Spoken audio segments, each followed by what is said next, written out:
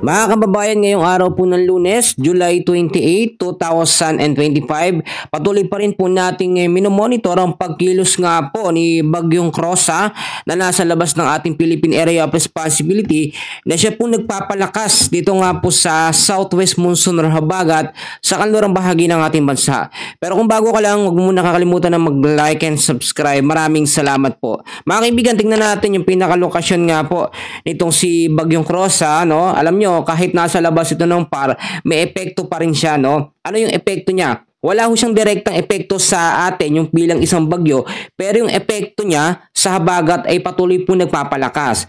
Si Bagyong Rosa po mga kaibigan, no, ay meron pong lokasyon na 2,405 kilometers east of extreme northern Luzon. May lakas ho ng hangin na 110 kilometers per hour at bumubugso sa 135 kilometers per hour. Bilang ganap na bagyo, wala siyang direktang epekto sa anumang bahagi ng ating bansa, pero pinapalakas po ng trap or extension ng kanyang hangin ang southwest monsoon. Ito naman pong si Bagyong Komi mga kaibigan, no, or yung dating Bagyong Emong ay nawala na, no, isang ganap na LPA na lamang siya at walang direktang epekto sa anumang bahagi ng ating bansa. Magkagayon man mga kaibigan, maging handa pa rin po tayo dahil kahit wala po tayo minomonitor na bagyo sa loob po ng ating Philippine Area of Responsibility, meron pa rin po tayong nakataas na heavy rainfall warning, no? O ito pa rin yung mga lugar na uulanin dahil po sa habagat. Alam nyo, habagat minsan talagang halos tuloy-tuloy ang pagpapaulan niya, no? 2 linggo na tayo halos sagad po sa ulan. So mga kaibigan, nasahin pa rin natin ang 50 to 100 mm sa dami ng ulan sa Ilocos Norte po, Ilocos Sur, La Union, Pangasinan, Zambales, Bataan at Occidental Mindoro. Pagdating naman po ng Tuesday po or Martes ng hapon, asahan pa rin natin ng 50 to 100 mm sa dami ng ulan sa Ilocos Norte pa rin po, Ilocos Sur pa rin po, La Union, Pangasinan, Abra, Benguet, Zambales at Bataan. Dahil pa rin yan sa banta nga po nitong habagat or southwest monsoon. So marami tayong mga kababayan na nagtatanong kailan daw mawawala ang habagat.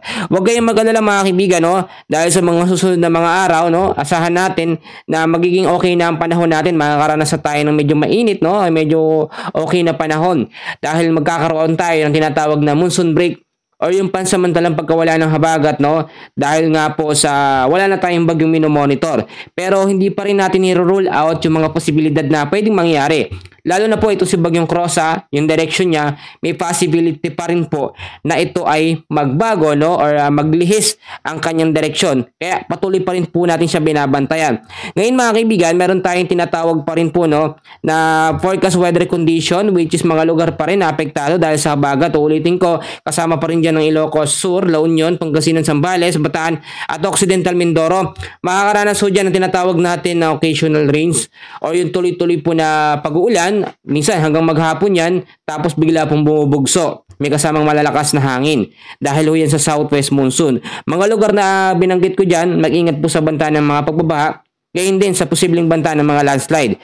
Samantalang sa area naman po ng Metro Manila, Cordillera Administrative Region, Cagayan Valley, Calabarzon, the rest po ng Ilocos Region, the rest po ng Central Luzon, the rest din ng Mimaropa, asahan po natin yan ng cloudy skies with scattered rains and thunderstorm dahil pa rin po sa habagat. So, posibleng impact pa rin nito ay pagbabaha sa mababang lugar at landslide po sa mga landslide prone area.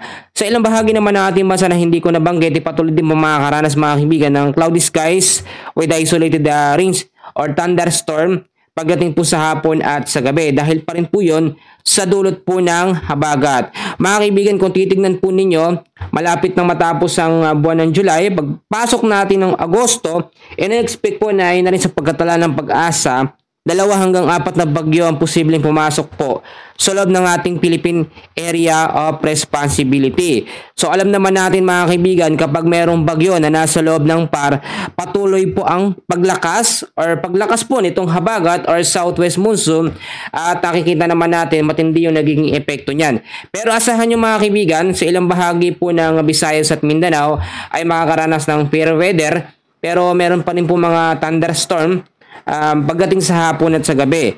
So alamin naman natin ngayon yung tinatawag po natin na temperature, no, or air temperature sa lugar po mga kaibigan ng ating bansa. So inaasahan mga kaibigan sa Kalayaan Islands ang 31 to 25 degrees Celsius, sa Puerto Princesa 31 to 25 degrees Celsius sa Iloilo, 32 to 25 degrees Celsius sa Cebu, 33 to 27 degrees Celsius, Tacloban, 33 to 27 degrees Celsius, Cagayan de Oro, 34 to 25 degrees Celsius sa Davao, 33 to 26 degree Celsius. So mga kaibigan, kung titignan natin yung mga lugar na yan, ay may mga possibility pa rin na makaranas ng mga pag-uulan, lalong-lalo na po sa hapon hanggang sa gabi. Hanggat nananatili pa rin at nakikita pa rin natin sa ating weather system, eto pong si Bagyong Rosa, no, ay patuloy pa rin magkakaroon siya ng epekto dito po sa southwest monsoon or habagat. Kaya maging handa pa rin po tayo. So asahan naman natin ang temperatura dito po sa Lawag, 30 to 25 degrees Celsius. Sa Baguio naman, 21 to 17 degrees Celsius. Sa Metro Manila, 30 to 25 degrees Celsius. Tagaytay naman, 28 to 23 degrees Celsius. Sa Legazpi, 32 to 25 degrees Celsius. Sa Tuguegarao, 32 to 26 degrees Celsius. At ngayon ding araw na ito mga kaibigan ay wala naman tayo nakataas na anumang gale warning, no? Especially sa mga hindi naman nabanggit na lugar. Pero hindi pa rin natin i-rule out yung mga possibility, lalo na po yung mga apektadong lugar po ng habagat or ng southwest monsoon. Sinabi ko na ho yung mga lugar na yun mga kaibigan, so maging handa pa rin po tayo sa mga posibilidad po na pwedeng mangyari. So ngayon maraming nagtatanong, by next week ba o sa mga susunod ba ng araw o pagpasok nga po ba ng Agosto ay magkakaroon po ba agad tayo ng panibagong bagyo? Mga kaibigan, sa ngayon, kung titignan po natin sa tinatawag natin na advanced weather forecast, wala pa naman po tayo na mamonitor na panibago pong sama ng panahon, no? Or bagyo. Kasi ang posibilidad nito mga kaibigan, pumasok pa ang bagyo kalagitnaan pa, no? Or first week po siguro ng Agosto, no? Inahin na rin po yan sa pagkatala ng Pag-asa na 2 hanggang 4 na bagyo ang pwedeng pumasok sa loob po ng ating Philippine Area of Responsibility. So dapat meron na tayong paghahanda na gagawin ngayon dahil ayaw naman natin maulit yung nangyari nga po mga pinsala na naidulot nga po nung sunod-sunod na bagyo mga kaibigan, bagyong Emong at Dante, yung mga bagyo na yun mga kaibigan. So ang dapat po natin gawin mga kaibigan ngayon ay maging aware tayo. Lagi tayong maging updated sa lagay ng ating panahon, lalo na po sa mga ibinabalita ko. Kung minsan mga kaibigan, pakinggan nyo na lang, no? Napaka-importante, no? Mas maganda makinig kayo kaysa panoorin po ninyo. Yung mga lugar, pakinggan ho natin kung apektado yung mga lugar natin. At syempre, i-safety rin natin yung mga importanteng mga gamit, lalo na doon sa mga bahaing lugar, doon sa mga landslide prone area.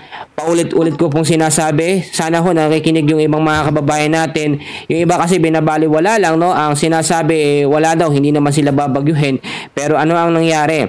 Akala kasi nila habagat lamang, pero antindi pala nagiging epekto ng habagat pag nagkaroon po ng interaksyon sa mga bagyo. Muntik pa nga tayo magkaroon ng kombinasyon na bagyo, no? Yung tinatawag natin na Fujiwara effect, which is buti, hindi nangyari yon. And hopefully, pag may mga susunod po na bagyo, hindi po mangyari yung ganong klaseng sitwasyon.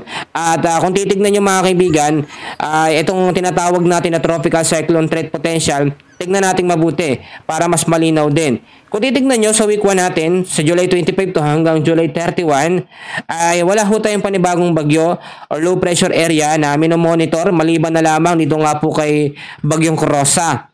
Pagdating naman natin sa week 2, ito yung sinasabi ko, simula August 1 hanggang August 7, ay wala ho tayong namamonitor na matinding banta po ng sama ng panahon. Merong LPA pero low chance naman ito na maging isang ganap na bagyo. So hindi ba tayo dapat mag-worry mga kaibigan? So ang gawin natin, samantalahin natin yung pagkakataon kapag pumasok na yung tinatawag natin na monsoon break or pansamantalang pagkawala ng habagat. Mangyayari yan mga kaibigan. Alam naman natin, halos 2 weeks na tayong inuulan, tumitigil din naman ang pag-uulan mga kaibigan ng habagat. Napapagod din yan. Kapag walang bagyo sa loob, talagang pahina ng pahina ang epekto ng habagat mga kaibigan. Hindi yan naka-steady na malakas, no? Hindi yung habagat pagka nagbigay ng pinsala, automatic malakas na siya. Kaya siya nagiging malakas dahil po sa mga bagyo na nasa loob po ng ating Philippine Area of Responsibility. Kahit po yung nasa labas, pag matinding epekto yun mga kaibigan, naapektuhan talaga at lumalakas po yung habagat, no? Nakita naman natin, Bagyong Rosa, ang layo mga kaibigan, no? Nasa labas ng PAR, ilang kilometrong layo niya sa loob ng ating PAR. pero nakakaapekto pa rin siya sa habagat or southwest monsoon, no? Kaya ipanalangin natin at tuluyang lumayo. Ito nga pong si Bagyong Rosa. Sa ngayon mga kababayan, mga kaibigan, yan muna ang latest natin sa lagay ng ating panahon. And please huwag niyong kakalimutan